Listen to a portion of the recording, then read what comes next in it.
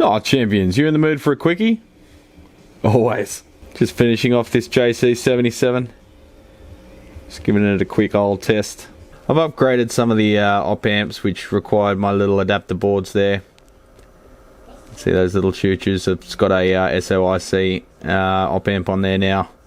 And a rail-to-rail bypass cap on a little adapter board which I get manufactured in order to replace those obsolete and not great performing single inline package op amps that come from the factory on these things.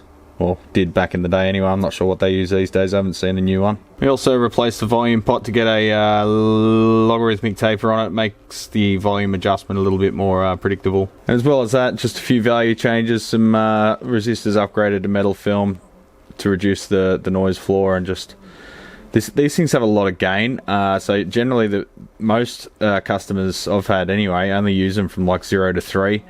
So I just make it so from 0 to 3 is like more like from 0 to 7. It just makes it a little bit more, you know, intuitive to adjust the volume. But given even weak pickups, you can still make the thing break up. But I'll show you something cool. So we all know they've got chorus, but do you know what chorus looks like on a scope? Just feed it with a 400 Hz-ish signal. As we bring that up, we've got the left and right channel there. And then we turn the chorus on. The bottom one's doing a little shimmy. So that's the delay in the one channel, varying with the low frequency oscillator, and the further we increase the depth, the more it moves. And that's what creates the chorus effect. I could watch that for hours. Snap out of it, Brad.